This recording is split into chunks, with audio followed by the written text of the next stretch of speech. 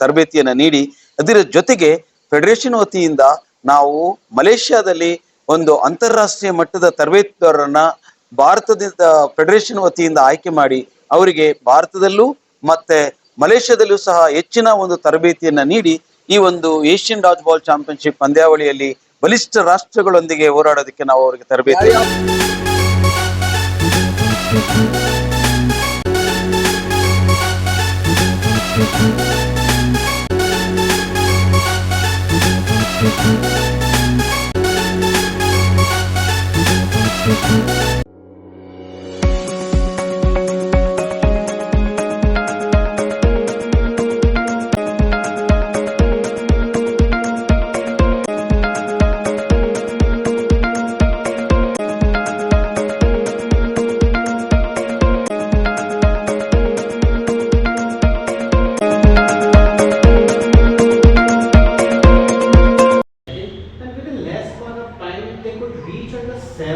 position in Asian dodgeball held at Malaysia. That is not a small thing. Yes.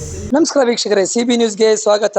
ಪ್ರಿಯ ವೀಕ್ಷಕರೇ, ನಾವಿವತ್ತು ನಮ್ಮ ಬೆಂಗಳೂರು ಏನು HL public school ಏನು ನಮ್ಮ ಭಾರತ ದೇಶದಿಂದ ಫುಲ್ ಟೀಮು ಎಲೆಕ್ಟ್ ಆಗಿತ್ತು. ಅದರಲ್ಲಿ ನಮ್ಮ ಬೆಂಗಳೂರಿನ 4 ಜನ ಅದು ನಮ್ಮ HL ಪಬ್ಲಿಕ್ ಸ್ಕೂಲ್ ಇಂದ ಎಲೆಕ್ಟ್ ಆಗಿದ್ದಾರೆ.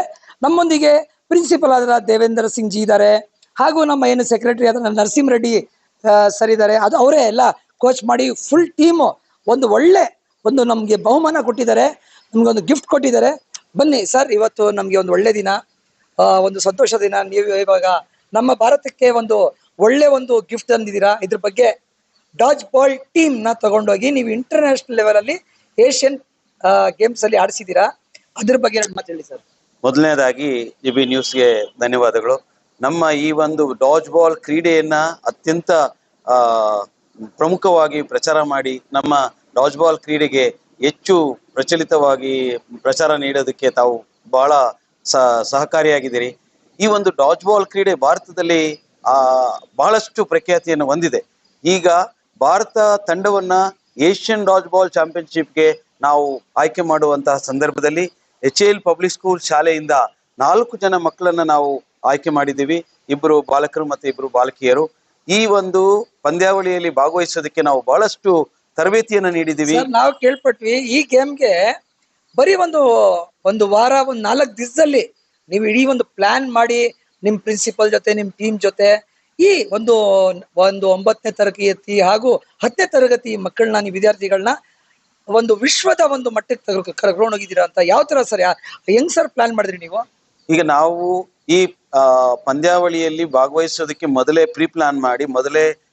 ಪ್ಲಾನ್ ಮಾಡಿ ಎಲ್ಲ ಪ್ರಿನ್ಸಿಪಲ್ ಮತ್ತೆ ಮ್ಯಾನೇಜ್ಮೆಂಟ್ ಜೊತೆ ನಾವು ಇದನ್ನ ಡಿಸ್ಕಸ್ ಮಾಡಿ ಇದನ್ನ ಎಲ್ಲ ಯಾವ ರೀತಿ ಭಾಗವಹಿಸಬೇಕು ಅಂತೇಳಿ ಪೋಷಕರೊಂದಿಗೆ ಅವರನ್ನ ಕರೆಸಿ ಅವ್ರಿಗೆಲ್ಲ ಎಕ್ಸ್ಪ್ಲೈನ್ ಮಾಡಿದ್ವಿ. ಅವ್ರಿಗೆ ವಿವರಣೆ ನೀಡಿ ಮ್ಯಾನೇಜ್ಮೆಂಟು ಹಾಗೂ ಪ್ರಿನ್ಸಿಪಲ್ ಸರ್ ಅವರು ನಮ್ಗೆ ಬಹಳಷ್ಟು ಮಾರ್ಗದರ್ಶನ ನೀಡಿ ಈ ಕ್ರೀಡಾಪಟುಗಳನ್ನ ಹೆಚ್ಚಿನ ತರಬೇತಿಯನ್ನು ನೀಡೋದಕ್ಕೆ ಅವಕಾಶವನ್ನು ಕೊಟ್ಟು ಅವ್ರಿಗೆ ತರಬೇತಿಯನ್ನ ನೀಡಿ ಅದರ ಜೊತೆಗೆ ಫೆಡರೇಷನ್ ವತಿಯಿಂದ ನಾವು ಮಲೇಷ್ಯಾದಲ್ಲಿ ಒಂದು ಅಂತಾರಾಷ್ಟ್ರೀಯ ಮಟ್ಟದ ತರಬೇತುದಾರರನ್ನ ಭಾರತದಿಂದ ಫೆಡರೇಷನ್ ವತಿಯಿಂದ ಆಯ್ಕೆ ಮಾಡಿ ಅವರಿಗೆ ಭಾರತದಲ್ಲೂ ಮತ್ತೆ ಮಲೇಷ್ಯಾದಲ್ಲೂ ಸಹ ಹೆಚ್ಚಿನ ಒಂದು ತರಬೇತಿಯನ್ನ ನೀಡಿ ಈ ಒಂದು ಏಷ್ಯನ್ ಡಾಜ್ ಬಾಲ್ ಚಾಂಪಿಯನ್ಶಿಪ್ ಪಂದ್ಯಾವಳಿಯಲ್ಲಿ ಬಲಿಷ್ಠ ರಾಷ್ಟ್ರಗಳೊಂದಿಗೆ ಹೋರಾಡೋದಕ್ಕೆ ನಾವು ಅವರಿಗೆ ತರಬೇತಿಯನ್ನು ಮಾಡಿದ್ದೀವಿ. ಯಾವ್ದಾವ್ದು ಒಂದು ರಾಷ್ಟ್ರ ಇದರಲ್ಲಿ ದೇಶಗಳು ಇದರಲ್ಲಿ ಪಾಲ್ಗೊಂಡಿದ್ರು ಸರ್?